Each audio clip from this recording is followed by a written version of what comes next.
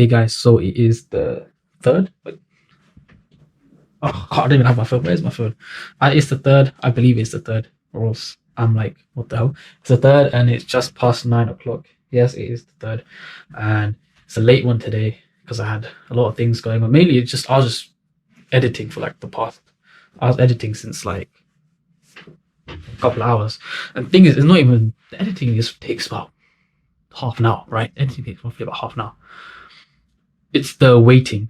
It's the waiting of it for it to render, which takes anywhere between half an hour to an hour because my laptop is not the fastest. And then to upload it on YouTube can take an hour or so, maybe 45 minutes. And then to get everything ready and to render it and then to schedule it, that alone takes the longest. Internet and equipment, which is basically equipment. So that's the hardest part.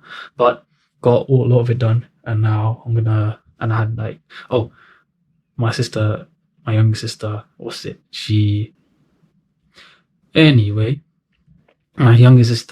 just drove for the first time, and I was in the front seat. I can't lie, it's a bit scary, a bit nerve-wracking, but overall she did okay. She's like this close to cars. I don't know why she likes driving on the edge. Like, this ain't no Fast and Furious set, nor is this Need for Speed on the PS3. So I don't know what she's trying to do, but somehow I made it home with no scratches. Alhamdulillah. But no, I'm gonna basically, so it's about 9 o'clock, just past 9. It's back day today, so chin-ups, rows, rack pulls, neck, back extensions, a few other things. And yeah, so I'm gonna eat, and then I'm gonna try and hit the mosque, and then after that I'm gonna go gym. So it's like, at least I have my obligations done, you know what I mean? So yeah, I'm gonna see you guys at the gym. So yeah, let's go there. And my personal question to you is, why not you? Your biggest enemy is you. My whole book is about you battling yourself. People don't understand it's you against you. The only person that gets in your way is you. Nobody else. It's you. You cannot change your life unless you change something.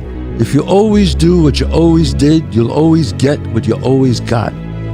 It's more socially acceptable to be our own biggest critic than it is to be our own biggest cheerleader. Listen to the pain. It's both history teacher and fortune teller. Pain teaches us who we are. Sometimes it's so bad we feel like we're dying. But we can't really live till we die a little, can we? You've got the brains, you can make decisions, you can study the plan, you can change your life, you can grow immensely in the next few years, you can make your dreams come true, you can build a financial wall around your family nothing can get through, you can become healthy, you can become powerful. Why not you? The fear is never reaching your potential. That's it. That always falling short, always quitting before you're done, always procrastinating, always not doing the right thing. And then one day you're an old man. Yep. And you look back and go, God, I could have been great. Yep. I could have been great. Take yourself out your comfort zone. Do not live in your bubble. If you stay in your comfort zone, that's where you will fail. The unfulfilled potential is the story of most people's lives. It is. It is. And it could have been the story of mine. And I tell a lot of people go, what's your biggest fear in life? And my biggest fear, honestly, was, let's say this. Let's say, I don't care if you believe in God or not. I don't care. So this is play a game with me. Let's say you're God. And we have a big, long line of people. And I made it to heaven. I'm 75 years old. I'm 300 pounds. I made it to heaven. I worked for Ecolab my entire life, spraying for cockroaches. That's what I did. But I'm dead. I'm in heaven now. And you're judging us all now. So we're in line. We're all sitting there in line. You have Adam Brown.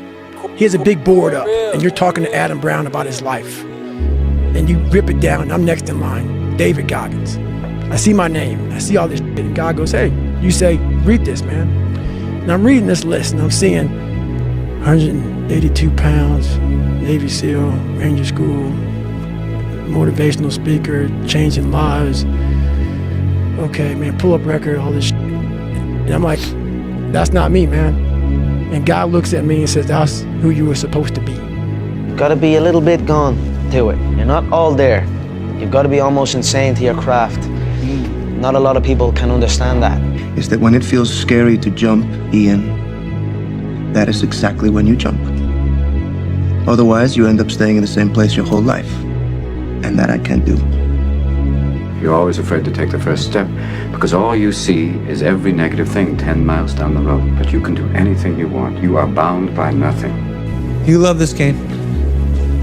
I mean, love it with your whole heart.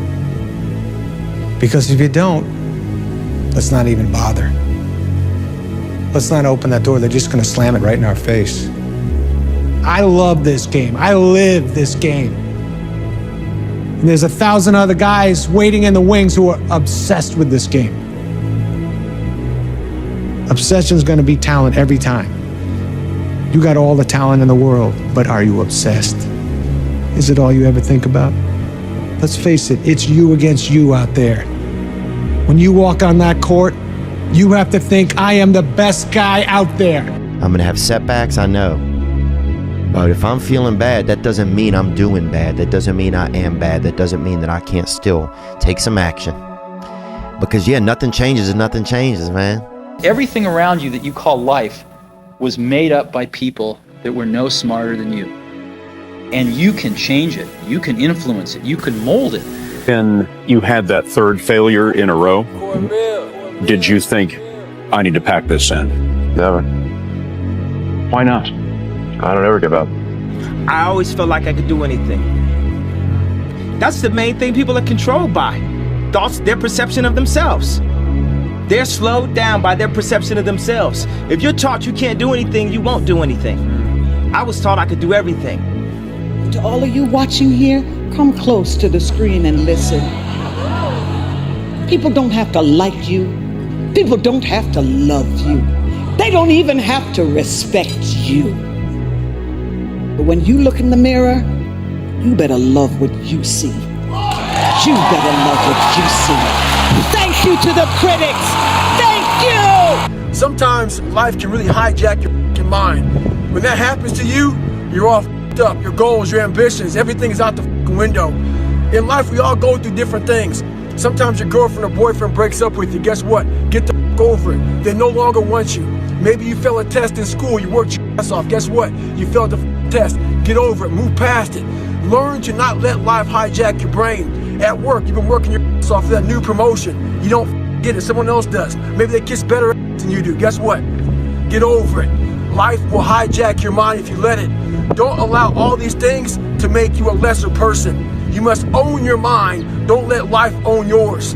It's time to stay focused. It's time to decide clubs, partying, trying to fit in and socialize, rub elbows with everybody so people can stop calling you weird. Why are you so antisocial? Because I'm trying to get it. Why are you staying on the basketball court so much? Because I'm trying to get it. Why are you out there practicing in the hot sun when ain't nobody else out there? Because I'm trying to get it. Why are you not clubbing like every time I text you and invite you to go do something fun and cool, you always studying? Because I'm trying to get it. Why would you not go for it? Why would you not take a chance? At one point in time, you got to take a chance on you. To get something you never had, you have to do something you never did. Les Brown's a motivational speaker. He made an analogy about this. He says, imagine you're on your deathbed, and standing around your deathbed are the ghosts representing your unfulfilled potential. The ghost of the ideas you never acted on. The ghost of the talents you didn't use. And they're standing around your bed, angry, disappointed, and upset. They say, we came to you because you could have brought us to life, they say. And now we have to go to the grave together. So I ask you today, how many ghosts are going to be around your bed when your time comes? I asked the question, why not you? And now here's my last question. My very last question on the questions to ponder is, why not now? There never was a better time. Take this dream and not let it die. Take this dream and give it life. Take this dream and breathe into it your own personal spirit until finally it becomes a flame that burns around the whole world. Let's go do it now. You are going to have to jump. You cannot just exist in this life. You have got to try to live. If you're waking up thinking that there's got to be more to your life than it is, man, believe that it is. But to get to that life, you're going to have to jump. Okay, guys, so it is the end of the video, end of the episode, and it is the next day. I'm wearing a shirt because I had an interview. And I'd look, people who say that, you know, going, you know, neck training, trap training, it doesn't work. I'm like, what do you mean? Like, it does work. You're just not doing it properly. Look, let me show you something. I used to be able to put this button on, yeah? I tried to put this. I was like, you know, I've got quite a few white shirts, you know? I was like, you know what, let me put this on because it's just an interview, right? You know, nothing crazy. I don't want to wear my other ones because those are a bit more nicer. So I was like, let me just wear this shirt, right? It's 14.5, right? Usually I'm able to put this on pretty easily, but let me just show you, like, I can't even put this on. Like, well, let me see if I could just put you guys on. Hopefully this stands without it falling. Look, let me just put you guys up. Alright, chilling, sweet. Look, I've been trying. I just can't put this on.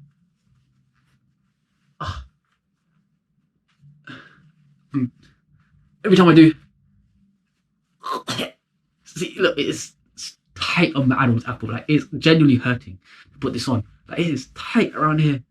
Genuinely feels like I'm getting choked. Like, I'm suffocating. Like, this is neck training right here. And then how long have I been doing neck training for?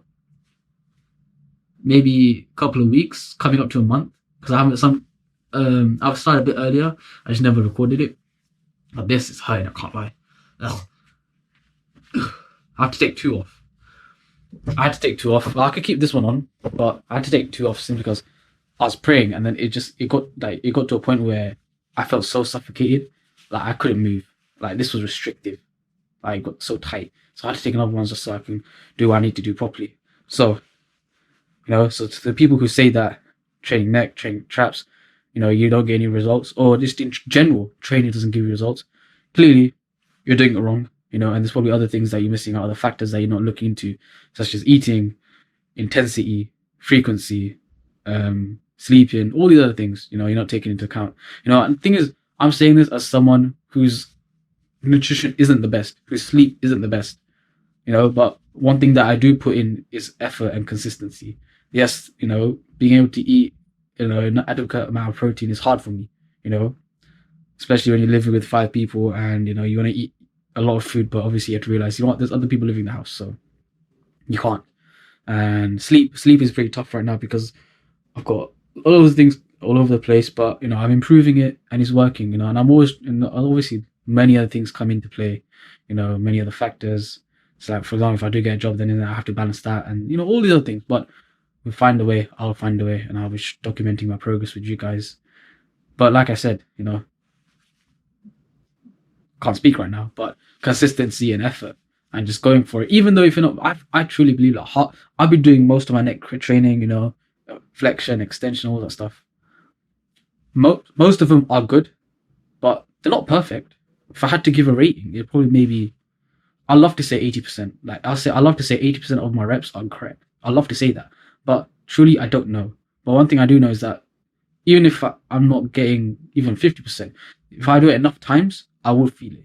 You know, when I started doing pull-ups, I could not feel a single thing. I was just throwing myself in the air. But eventually I looked, and I looked at the footage, looked at myself in the mirror. I was like, oh, this is what I'm doing wrong. Tweaked it. Then I looked again. I was like, okay, you know what? I need to improve this. Now I need to do this.